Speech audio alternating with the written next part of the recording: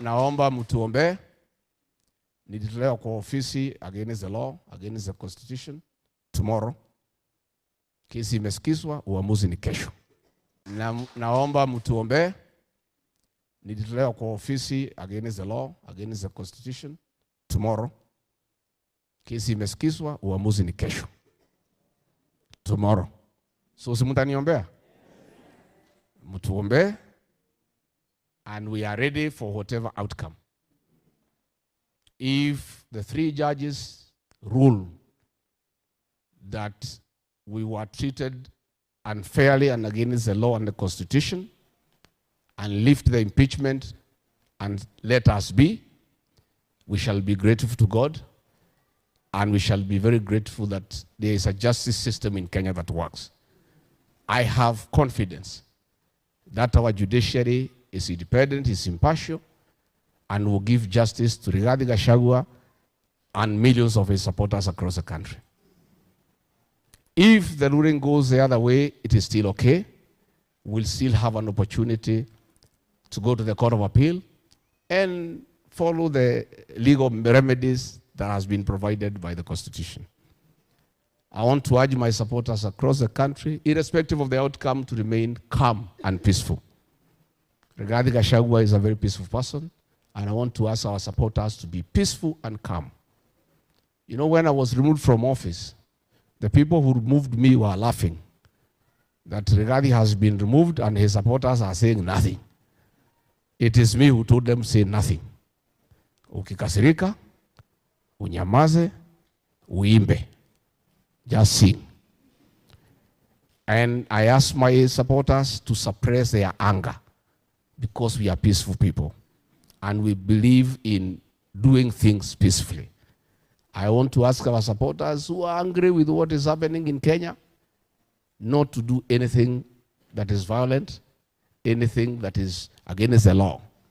I ask them to suppress their anger, but keep it. Next year, they'll have an opportunity on the 10th of August to express their anger at the ballot box. That is where anger should be expressed and where else. If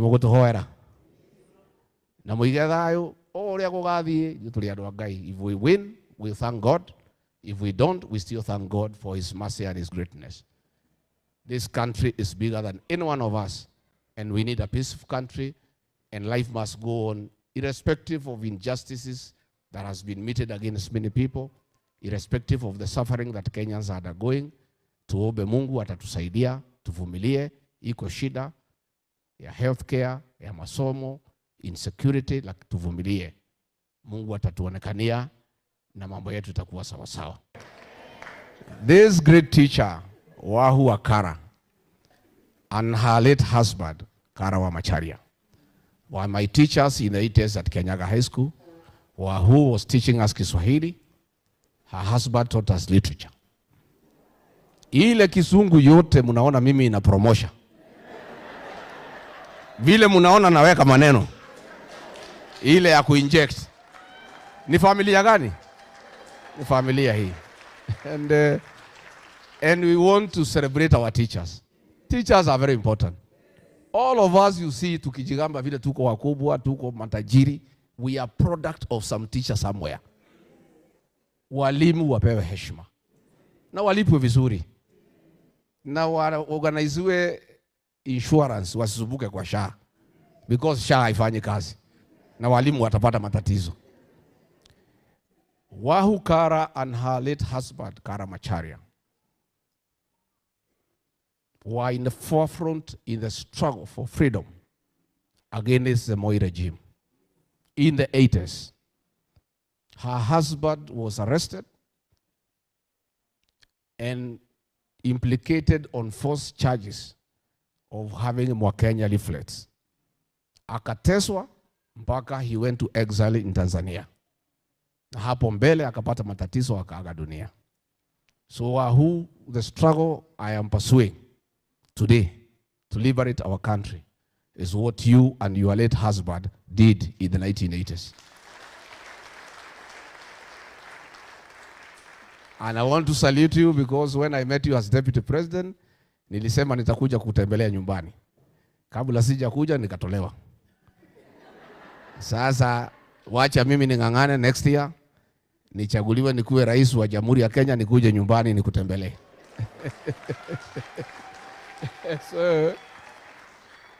So Reverend, sisi tunafurahi. And we have come to say we are together with our Women's Guild and to give you the little support that we can get. Sisi tulifutwa kazi, lakini tutauza ng'ombe 2-3 tusaidie nyinyi. Lakini next year tukirudi kwa kazi tutarudi. Si ndio? Naomba, I want to introduce 2 leaders here, watatu. Tuko na huyu wakili anaitwa Nyamu. Ni wakili pale Kasarani Boniface. Na ni wakili mmoja walikuwa wananitetea pale kotini. Tuko na huyu Millicent Omanga. Huyu Millicent Omanga anasimama hapa Nairobi, kiti ya Mama County. Maito wake todo tutreda muito wa county, tureda maito wake. Huyu Millicent Omanga anasimama na chama chetu cha DCP. She is a good girl. Na mchungaji ni kweli, atatufundisha vile ya kupunguza weight. Alikuwa na weight kubwa, sijui amekula nini, amefanya nini, sasa amelainika. So Millicent ni Mama County, hawa kina mama ya Women's Guild. I must tell you because I'm with PCA. Jaribu ukae karibu na hawa. Kama kuna watu wakikubali wamekukubali, kwisha. Wakikataa wewe, wamekataa. Tafuta njia ukae na hao vizuri. Kati huo. Si ndio? Asante. Let me give Gasheri. Gasheri, you know Gasheri gaito? Kuja Gasheri. This girl here, mchungaji, is one of the greatest and courageous women leaders we have in this country. And she is among the a few leaders, young ones, are mentoring and preparing for leadership.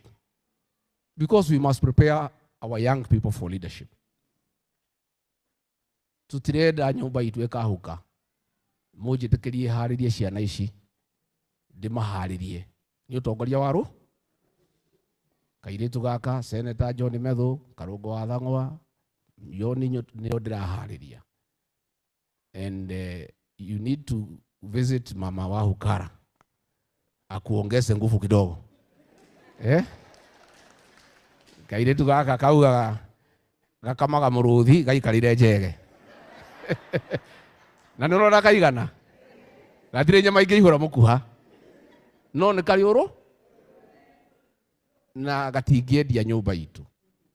And I am very happy with such leaders. They are young, but they understand.